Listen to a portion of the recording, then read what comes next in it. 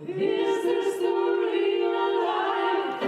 Is this just fantasy? Or in a landslide, no escape from reality. Open your eyes, look up to the skies and see. I'm just a boy, I need no sympathy. 'Cause I'm easy go, little high, little low. My name is Tommy Acosta. I'm with Sedona.biz, Sedona's #1 media news outlet. And today I have the honor of meeting Terry Barber, the star of Mercury with some other great stars, and a band that honors the music of Queen. And so, how long have you been doing Queen? What brought you into this? It's a good question. So I started out my training in classical music and was singing opera and I toured with a group called Chanticleer that has a couple Grammys, but was kind of very snobby about performing classical music and wanted to do mainly classical, even though I had done musical theater training in my undergraduate degree. And I started developing my own tours and stopped auditioning for other people's companies around 2013. And the first ones were classical and then musical theater, and then I was working with a producer and he said, what would you think of doing the work of Freddie Mercury? And you know, I had always been a big Queen fan and I love the music. It's a particular challenge not only because the music itself is challenging, because all the band members themselves were quite brilliant, great songwriters. Probably you'll hear in the script that I wrote about for the show, probably some of the smartest people that have ever been in a rock band, and literally an astrophysicist, an orthodontist. You know, these were people with advanced degrees and at least all degrees, and they all wrote hit songs. So, you know, the musicianship of the band, the musicianship of the songs, and the incredible power of Freddie's voice were what drew me to the music originally before I even thought about singing it myself. My voice is not anything like Freddie's. We have a very similar vocal range.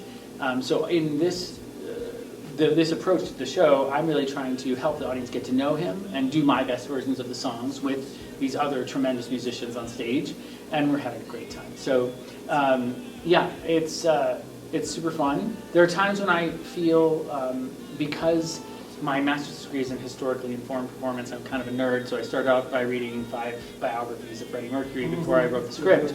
You know, I wanted people to get to know him. What would they want to know about him? There are times when people come up to me after and say, oh, you know, you really reminded me, you know, in this moment of him, or it seems like you're really channeling him. For me, it's really about doing the art that he wrote and the other band members wrote justice. And you can't perform Freddie Mercury songs without being flamboyant and without having bravado and without, you know, so those things I'm trying to pull out of myself to do the art justice, but I don't have the bravado personally that he had, and I'm not as over the top as he was, but in the performance I try to be, you know what I mean? Not to imitate him, but because I think the art deserves it, you know? I think you said it right when you said channel. That's what people have said. So it's not. I'm not trying to impersonate him. That's not something that I feel. It's not something I would like to do as an artist. You're always chasing someone else's success if you do that. I'm trying to stay true to who I am as an artist, and also pay homage to somebody who was a legend, an incredible artist. It's also your creative baby because you created the script. That's right. And I cast the people, and I wear like 17 hats for the show, and I try to put all that aside in a moment of the performance, because then I'm just the singer or whatever, right? So, but yeah, there are a lot of things that have to happen, as you know, as an artist before you step on stage, and I try to either create a team or do a lot myself to get things done. It's really nice. And you produced, are you producing this I am, band as well? Yeah, I'm producing it, and I have several different agents booking it, and then I do some booking myself, and you know, sometimes I end up doing very menial things like travel or whatever, just because I need to control the fact that someone's coming from California and someone's coming from New York and someone's coming from Florida, and we all have to meet somewhere and then get to a rehearsal space. Like your band. So yeah, we don't have I'm like the manager too, I guess, if you will. Yeah. Not like booking as much as some of my agents are, but more like the manager of the band or whatever. So. Oh, that's great. Now, when you get up there and it's time for you to perform, what do you do to prepare yourself mentally? This is the hardest tour program that I do. And it's very, there are a lot of details, there are a lot of words, there are a lot of notes, there are a lot of musically challenging things. Freddie was a perfectionist, and the band rehearsed this music to death. They really took everything very seriously. One of the reasons they had such great success at Live Aid was because they rehearsed so much to create like a showcase of their material. Instead of doing full-out songs, they cut and paste and put everything together so that they could really showcase their band and give the hooks of several songs. And so they put something special together just for that 1.9 billion people that were watching in the largest, most watched performance ever. Really? Wow. That's really interesting. So you're also the musical director. Yes, but we partner on that. So what I try to do when I'm hiring people, I'll give Jonathan Cummings as an example, or Don Carr, any of these people really, is I try to hire people that have their own skill set. And I don't have to be better than them at everything to be the music director. It's more kind of like, oh, Jonathan has an idea of how to make this better, and he's great at what he's doing. So I listen, and we all talk about it and say, yeah, that would make the show better. I think some people would try to control those things and say, no, I'm in charge. But instead, I'm kind of more out for the best product in the end, and I feel like I want to hire people that inspire me too. And if I am just telling them what to do, then I'm kind of squashing the opportunity to take advantage of these talents, really. So this is my Mercury Reimagined album, which was considered for 8 Grammy nominations. All right. And So it is, zooming on that. yeah, and it's available everywhere that you listen digitally. And instead of just trying to cover the songs, I tried to reimagine them in my style. Freddie and I were both big classical fans, so you will hear some use of strings and other kind of classical influences in some of the pieces as I've recreated them. And here's the set list on the back. I don't know if you want to show that too. For some reason, it's having trouble focusing there.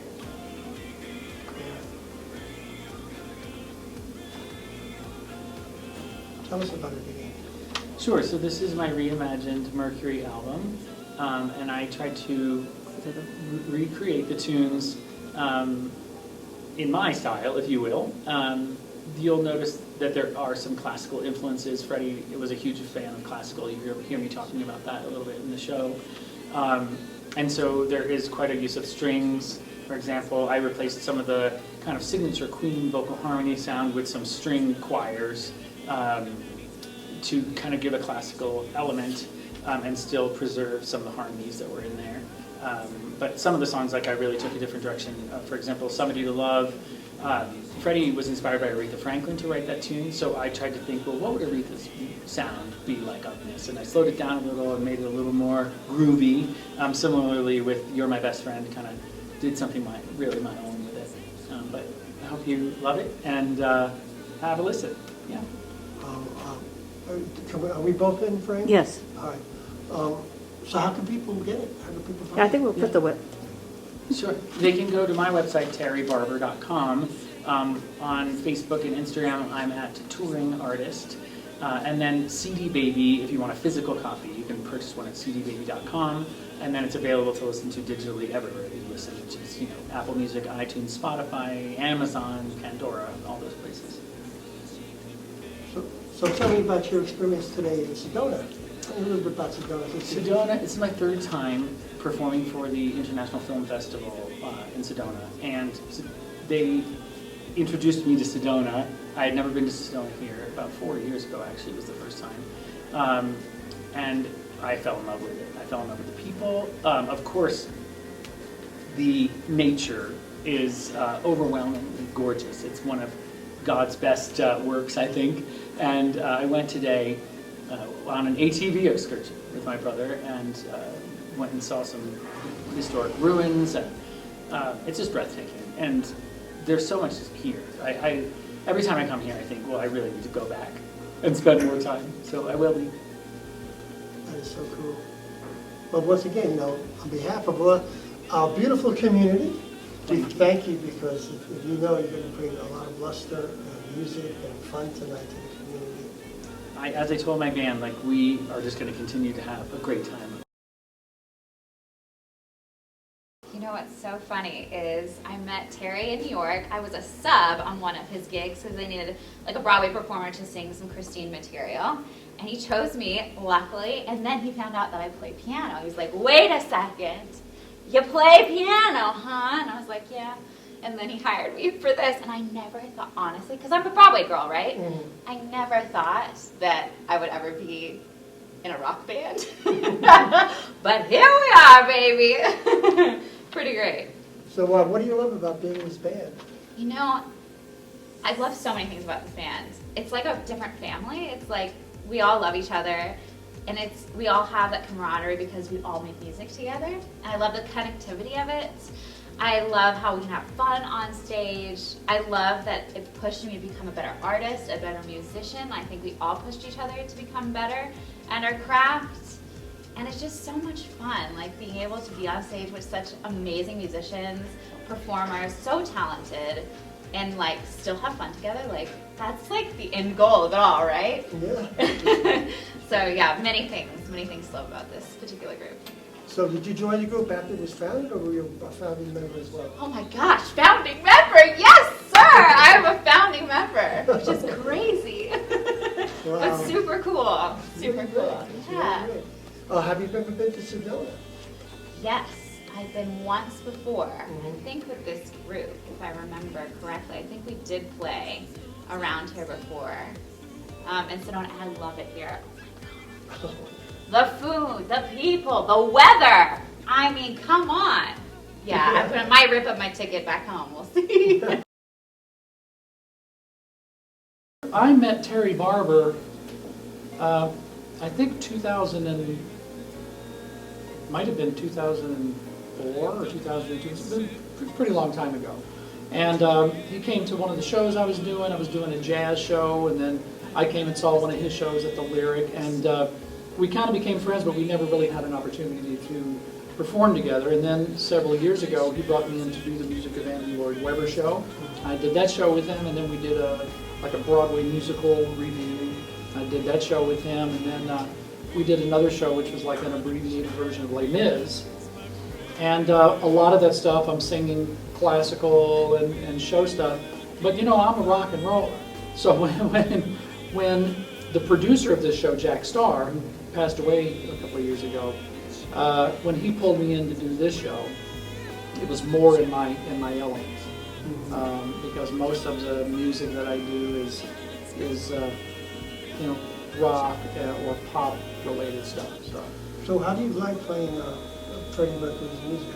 What's it? I've been listening to Queen. You know, my favorite genre of music is progressive rock. So from the time I was very young, I was listening to a lot of, you know, Pink Floyd and Jethro Tull and Yes and Kansas and Queen, and those types of music that, you know, where there's a lot of strange key signatures and weird time stuff. And so Queen is music. I've been listening to this music since I was a kid. Welcome to Sedona, and welcome to the stage. Thank you. We played here before, I guess a little over a year ago with another show we were doing. And so and that was the first time that I'd been to Sedona. Fell in love with it then. So this time I told him, I said, don't send me back the day after the show.